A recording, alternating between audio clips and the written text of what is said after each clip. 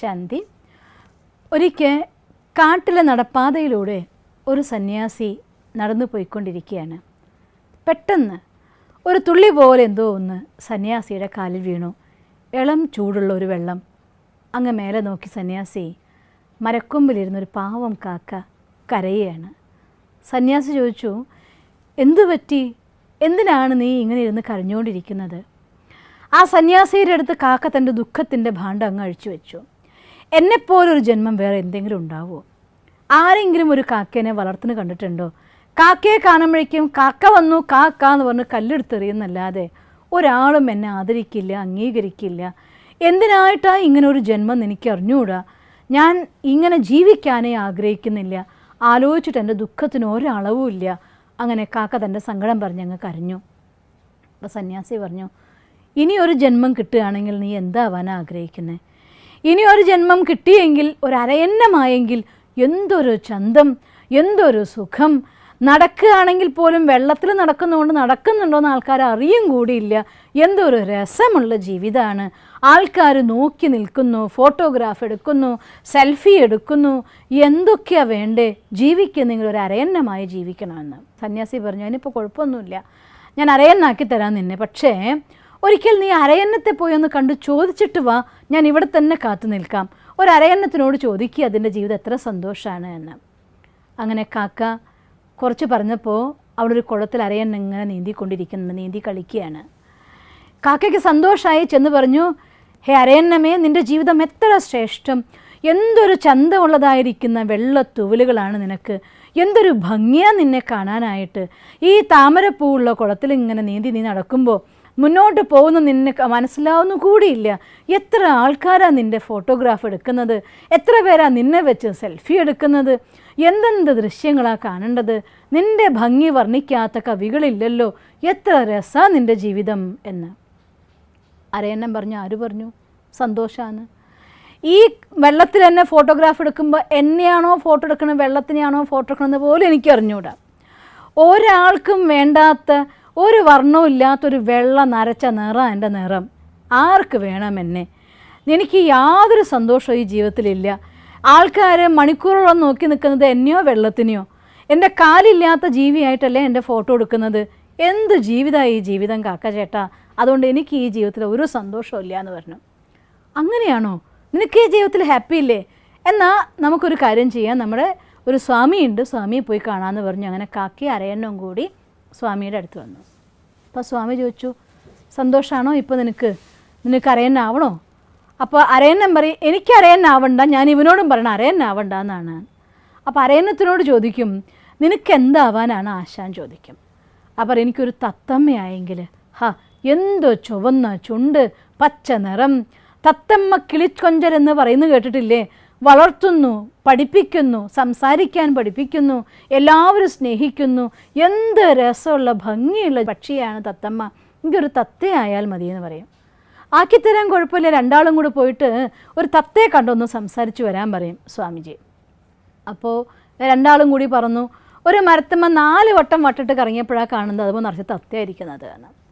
അപ്പോൾ ഉടനെ തന്നെ സന്തോഷത്തോടെ തത്തയുടെ അടുത്ത് എന്ന് പറഞ്ഞു, നിൻ്റെ ജീവിതം എത്ര ശ്രേഷ്ഠമാണ്. ഓ, എന്ത് മനോഹരമായിട്ടുള്ള പച്ചവർണ്ണം നിനക്ക്. പച്ചവർണ്ണം മാത്രമോ, ചുവന്ന ചുണ്ട്, കാണാൻ എന്തു ചന്തം. നിൻ്റെ മൊഴി കേൾക്കാൻ മനുഷ്യർ എന്തുമാത്രം ആശിക്കുന്നു. ഈ കിളിക്കൊഞ്ചൽ പോലുള്ളതായിട്ടുള്ള നിൻ്റെ ശബ്ദം, നീ പറയാൻ പഠിക്കുന്ന പക്ഷിയല്ലേ, എന്തൊരു ഭാഗ്യശാലിയാ. നിന്നെ വളർത്താൻ ആളുകൾക്ക് എന്തൊരു ഇഷ്ടം. അപ്പോൾ തത്ത പറയും, എന്ത് ഭംഗി, നിങ്ങൾ 4 വട്ടം മറന്നിട്ടല്ലേ ഇതിനുള്ളിൽ ഞാനിരിക്കുന്നത് കണ്ടത്. മരത്തുമല്ലേ നമ്മളെല്ലാ പക്ഷികളിരിക്കുന്നത്. എന്നെ ഒരാൾ കാണുന്ന പോലുമില്ല. എന്തിനു വേണം ഇങ്ങനത്തെ ഒരു ജീവിതം? എനിക്ക് കത്തയായതിൽ യാതൊരു സംതൃപ്തിയില്ല എന്ന് പറയും. അപ്പോൾ നിനക്കും സന്തോഷമല്ലേ? എന്നാൽ വാ, ഒരു സ്വാമി ഉണ്ട്, നമുക്ക് പോയി ചോദിക്കാമെന്ന് പറയും. അങ്ങനെ തത്തയും അരയന്നവും കാക്കയും കൂടി ഈ സ്വാമിയുടെ അടുത്ത് വരും. അപ്പോൾ സ്വാമി പറയും, തത്തയോട് ചോദിക്കും, നിനക്കെന്താവാൻ ആഗ്രഹം? അപ്പോൾ എനിക്കൊരു മയിലായാൽ മതിയായിരുന്നു. ഒരു മയിൽ പീലി വിടർത്തുമ്പോൾ തന്നെ ആളുകൾ കൂടെ നൃത്തം കളിക്കാൻ തുടങ്ങും. മണിക്കൂറുകളോളം മയിലിൻ്റെ ഡാൻസ് കാണാൻ വേണ്ടി മനുഷ്യർക്ക് എന്തൊരു ഇഷ്ടം. അതിൻ്റെ തൂവൽ പോലും മാർക്കറ്റിൽ വിലയുള്ള സാധനമാണ്. ഒരു മയിൽ നൃത്തമാടുമ്പോൾ മഴ വരുന്നെന്ന് പറഞ്ഞ് എല്ലാവരും സന്തോഷിക്കും. എന്തെന്ത് രീതിയിലാണ് മനുഷ്യന്മാർക്ക് മയിലിനോട് വില. ജീവിക്കുന്നെങ്കിൽ ഒരു മയിലായിട്ട് ജീവിച്ചാൽ മതിയായിരുന്നു എന്ന് പറയും. അപ്പോൾ പറയും, കുഴപ്പമില്ല, നിങ്ങളൊരു കാര്യം ചെയ്യും, ഒരു മയിലിനെ കണ്ട് ചോദിച്ചിട്ട് വാ, ഞാൻ നിങ്ങളെ മയിലാക്കി തരാമെന്ന് പറയും. അങ്ങനെ ഇവർ 3 കൂടി മയിലിനെ കാണാൻ ചെന്നു. മയിലിനെ കാണാൻ ചെന്ന് മയിലിനോട് പറയുകയാണ്, ജീവിക്കുന്നെങ്കിൽ മയിലമ്മേ നിന്നെപ്പോലെ വേണം. നിൻ്റെ നൃത്തം കാണാൻ മനുഷ്യന്മാർക്ക് എന്തു കൊതി, എന്ത് ചന്തമാണ് നിൻ്റെ പീലി കാണാനായിട്ട്.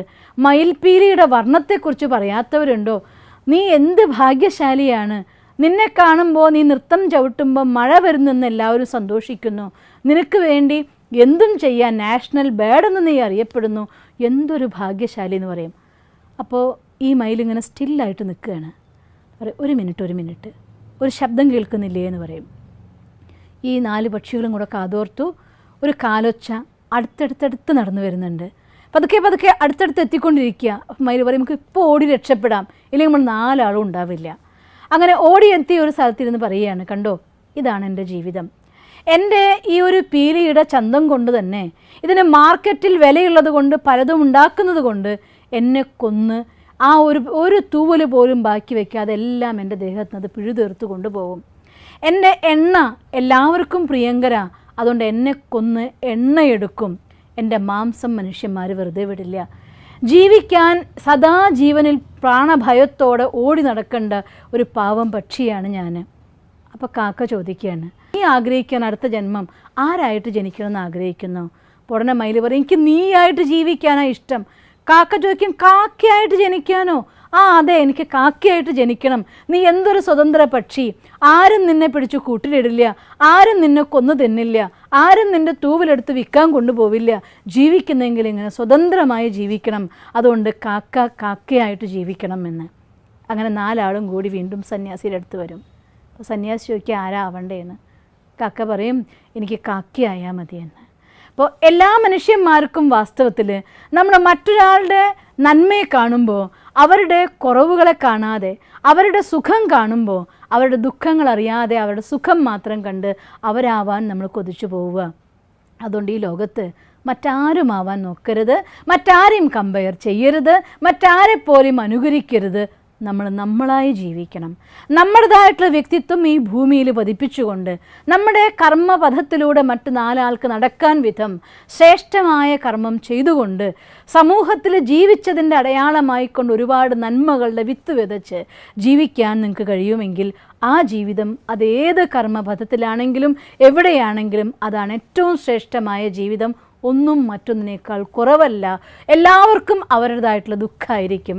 അതുകൊണ്ട് മറ്റൊരാളുടെ സുഖം കണ്ട് സ്വയം നമ്മുടെ കുറഞ്ഞവരായത് കണക്കാക്കാതെ മനസ്സിലാക്കൂ, നമ്മൾ ഈ ഭൂമിയിൽ നമ്മളാണ്. ഈ സൃഷ്ടിയിൽ നമ്മളായി ജീവിക്കുന്നിടത്തോളം, ഞാനായി ജീവിക്കുന്നിടത്തോളം, നിങ്ങളായി ജീവിക്കുന്നിടത്തോളം നിങ്ങൾക്കതിൽ വിലയുണ്ടാവും. ആ ജീവിതത്തിൽ നന്മകൾ നിറച്ചുകൊണ്ട് ആ നന്മയുടെ സുഗന്ധം പരത്തി ജീവിക്കാൻ മാത്രം ശ്രമിക്കണം. ആരുമായിട്ടും കമ്പയർ ചെയ്യരുത്, പരാതികളുടെ കൂടാരമായിട്ട് മാറരുത്. അതുകൊണ്ട് സ്വയം ഞാനായിക്കൊണ്ട് എന്നെ മനസ്സിലാക്കി, എൻ്റെ സ്ട്രെങ്ത് എന്ത് മനസ്സിലാക്കി, എൻ്റെ വീക്ക്നെസ്സിനെ ഇല്ലാതാക്കിക്കൊണ്ട് നമുക്കുള്ളതായിരിക്കുന്ന ഓപ്പർച്യൂണിറ്റീസിലൂടെ നമുക്ക് മുന്നോട്ട് പോകാം. എങ്കിൽ ജീവിതം സദാ വിജയത്തിൻ്റെ കൊടിക്കൂറ പാലിക്കുന്നതായിട്ട് മാറും. നിങ്ങൾക്കെന്നും വിജയിയാവാൻ സാധിക്കട്ടെ എന്ന് ഞാൻ ഈശ്വരനോട് പ്രാർത്ഥിക്കുന്നു. ഓം ശാന്തി.